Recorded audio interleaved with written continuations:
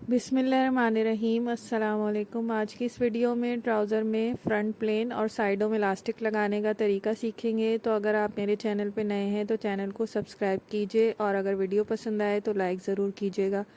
सबसे पहले ट्राउज़र के ऊपर के हिस्से को हम इस तरह बारीक मोड़ लेंगे जहाँ पे इलास्टिक अटैच करना होता है। मैंने ट्राउज़र के आसन पे भी सिलाई कर ली है और साइडों से भी उसे जोड़ लिया है। अब ये जो ऊपर वाली साइड होती है जहाँ पे इलास्टिक हमें अटैच करना होता है उसको हम एक बूट के जितना बारीक मोड़ लेंगे चारों तरफ से। जिस तरह आपको वीडियो में नज़र आ रहा है इस तरह हम बारीक मोड़ के एक सिलाई लगा लेंगे। ये सिलाई लगाने से आपको इलास्टिक लगाने में बहुत आसानी होती है और आपका इलास्टिक बहुत सफाई के साथ अटैच होता है। अब हम इसके फ्रंट में बुकरम अटैच करेंगे। बुकरम मेरे पास ये ज़ीरो की बुकरम है, इसमें ज़ीरो की बुकरम इस्तेमाल करेंगे। इसकी चौड़ाई उतनी है जितनी हमारी इलास्टिक है, यानी 1 इंच चौड़ी मेरी इलास्टिक है तो उतनी ही मैंने ये बुकरम ली है और लंबाई इसकी 8 इंच है। तो इसको बिल्कुल हम सेंटर में रख के पहले आयरन से पेस्ट कर लेंगे इसके ऊपर और 2 इंच नीचे की तरफ इसे पेस्ट करेंगे। जो हम ऊपर मार्जिन छोड़ते हैं कटिंग के टाइम पे इलास्टिक के लिए नेफे में, वो 2 इंच का मार्जिन छोड़ के हम इसे सेंटर में पेस्ट कर लेंगे। और मेरे पास जो इलास्टिक है, इलास्टिक मैंने 18 इंच का लिया है। ये स्मॉल साइज़ का ट्राउज़र है, उस हिसाब से सारी मेजरमेंट्स हैं। तो बुकरम को हमने सेंटर में पेस्ट कर लिया है इस तरीके से। अब हम इस तरह फोल्ड करके इसमें सिलाई लगाएंगे और इलास्टिक को अटैच करना शुरू करेंगे। ज़ीरो की बुकरम आप भी इस्तेमाल कीजिएगा क्योंकि उससे ट्राउज़र में कोई टाइटनेस नहीं आती। ज़ीरो की बुकरम बिल्कुल सही रहती है, नरम होती है। तो इसको इस तरह फोल्ड करके हम इस पर सिलाई लगाना शुरू करेंगे। अब हम अपना इलास्टिक ले लेंगे, जो हमने इलास्टिक कट करके रखा था उसे बुकरम के एंड पर इस तरह सेट करेंगे आधे इंच पीछे की तरफ और इस पर सिलाई लगाना शुरू करेंगे। अब आपको यहाँ पे सिलाई लाके रोकनी होगी जहाँ पे हमारा इलास्टिक शुरू हो रहा है।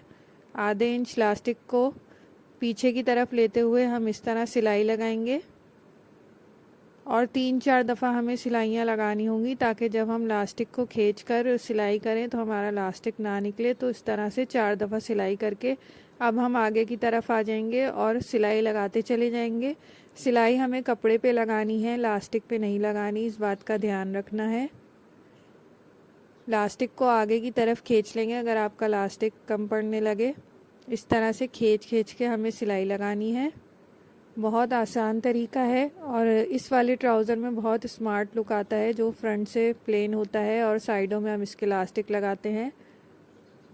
रेडीमेड ट्राउज़र्स में भी इसी तरह से इलास्टिक अटैच किया जाता है।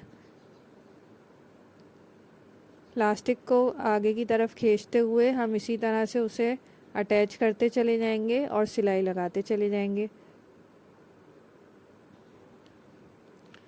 अब यहाँ पे आके हम इलास्टिक को सेट करेंगे बुकरम के ऊपर।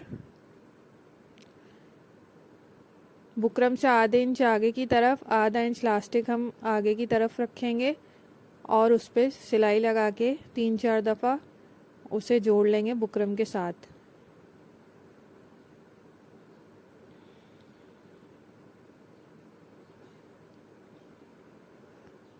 अब बाकी की सिलाई भी हम लगा लेंगे जो हमारी बुकरम पे रह गई थी।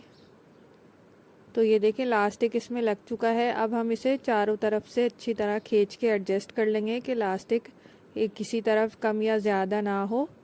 और फिर इस पे एक सिलाई और लगाएंगे जो सेंटर की सिलाई होती है।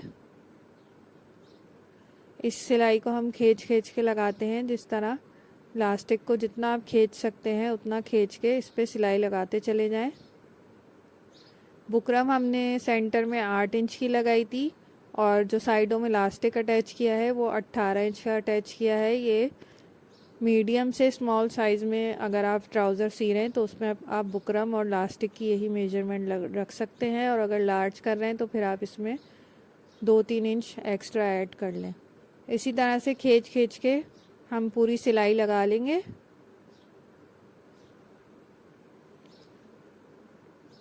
सिलाई को डबल कर लेंगे। तो ये देखें इलास्टिक हमारा कितनी जल्दी आसानी के साथ अटैच हो चुका है। फ्रंट प्लेन और बैक इलास्टिक, कितना स्मार्ट लुक आता है इससे और इससे ट्राउज़र की आपकी क्रीज़ भी बहुत अच्छी बनती है। ये बेल बॉटम ट्राउज़र है जिसमें मैंने इस तरह से इलास्टिक अटैच किया है। अल्लाह हाफ़िज़।